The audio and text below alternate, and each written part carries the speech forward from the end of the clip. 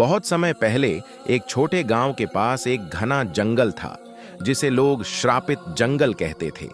कहते हैं इस जंगल में एक नागिन रहती थी जिसे लोग श्रापित नागिन कहते थे। उसकी कहानी सुनते ही गांव के लोग कांप जाते थे। कहते हैं कि यह नागिन किसी प्राचीन राजघराने की सुरक्षा करती थी और अगर कोई लालच करके उसके खजाने या रहस्यों के पास गया तो उसकी आत्मा उसे कभी माफ नहीं करती थी। रवि और उसकी बहन सिया दोनों बहुत साहसी और जिज्ञासु बच्चे थे। उन्हें यह कहानियां सुनकर हमेशा रहस्य जानने की उत्सुकता रहती थी। एक दिन उन्होंने तय किया कि वे श्रापित जंगल जाकर नागिन की सच्चाई जानेंगे।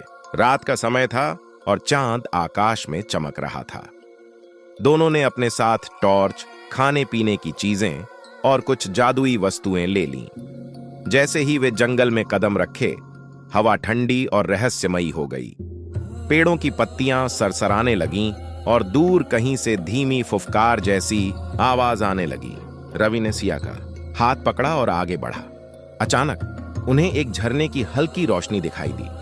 रोशनी के पास पहुंचकर उन्होंने देखा कि झरने के किनारे एक चमकती हुई आकृति खड़ी थी। यह श्रापित नागिन थी।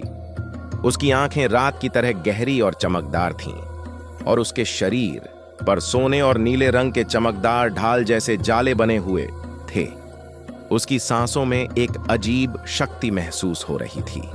सिया डर गई, लेकिन रवि ने धीरे से कहा, हमें डरना नहीं चाहिए, हम सिर्फ जानना चाहते हैं।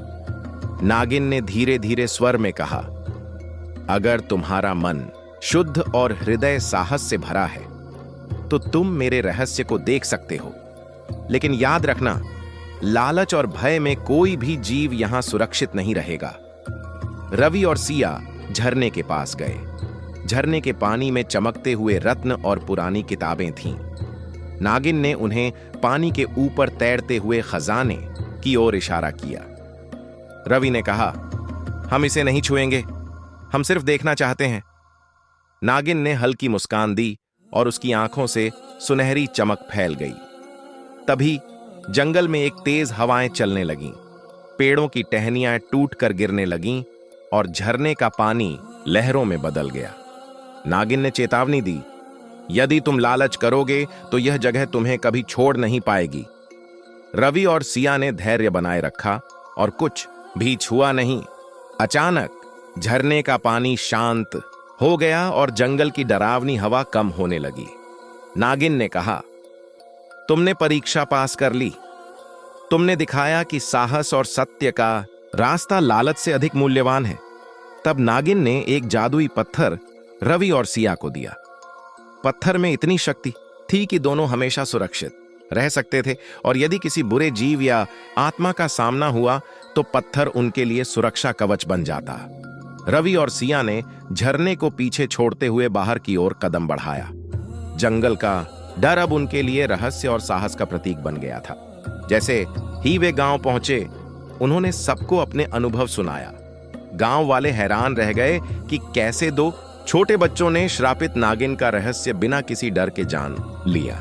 उस रात के बाद रवि और सिया की हिम्मत और भी बढ़ गई। वे समझ गए कि डर का सामना करने और लालच से दूर रहने वाले ही असली साहसी होते हैं और श्रापित नागिन का रहस्य अब भी उसी झरने में सुरक्षित है जो कभी लालच और भय से भरे लोगों को अपनी ओर खींचता है। कहानी का संदेश यह है कि कभी भी लालच और डर के कारण किसी रहस्य को छेड़ना नहीं चाहिए। साहस और सत्य की राह अपनाकर ही इंसान असली जीत हासिल कर सकता है।